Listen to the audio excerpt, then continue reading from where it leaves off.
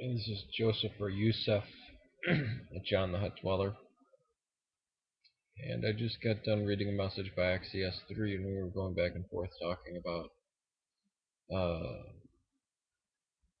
different people's views on stuff and various topics, and brought up Luther's view of the Bible and what he had said over after a couple beers, which is how they used to talk about theology.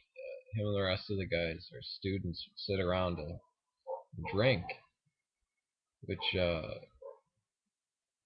you know what, I actually agree with that. I actually think it's a good thing to have a I can't shut it. Dog's barking outside. It's a good thing to maybe have a couple beers in you when you're talking about theology. I don't know.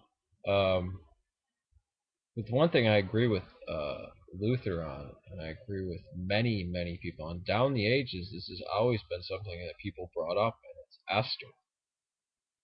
Esther's really not a book of the canon, not of the Jewish canon at least, and it was said this multiple times because it doesn't have the word Lord in it.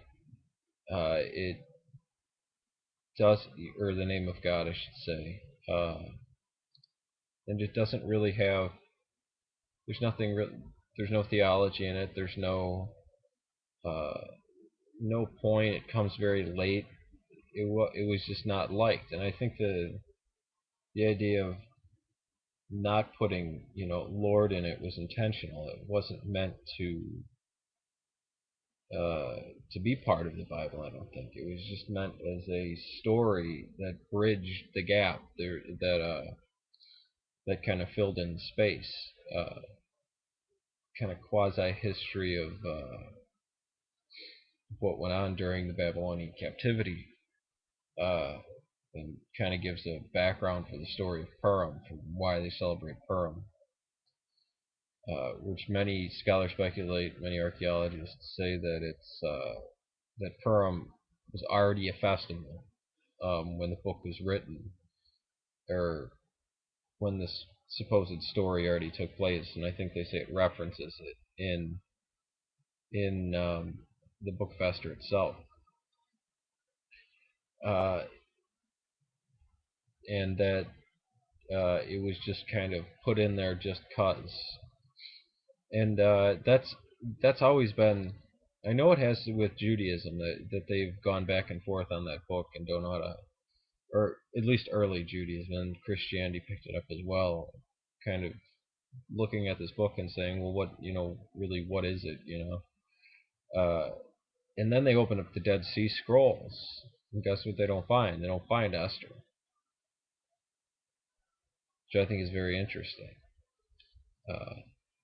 It's what we've known all along, basically, that it wasn't, that for the Jewish community at the time, the book did exist, but we can't find it in there. Now, again, that's not saying they didn't have it, although I don't believe they had the book of Esther, or that it wasn't around. It was around.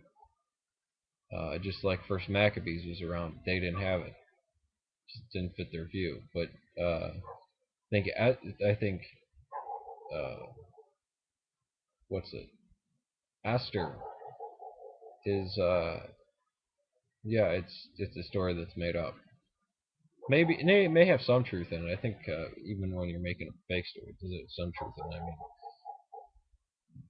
describe Babylon, or no, they maybe even thinking of Daniel. They describe Babylon,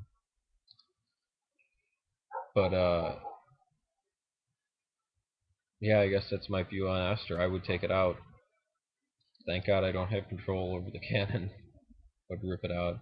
But then again, only a Western sense would I rip it out, because even with the Orthodox Bible, it's not as if it's not canon like it is in the West. I mean, it's not worshipped. It not. I know that only applies to the evangelical. I know. I don't want to paint the whole West with that. But I don't know. I have no idea what the dog's barking out outside. I'm gonna go check on that. Peace to you. These are just some thoughts and ramblings on the Book of Esther. All right. Take care.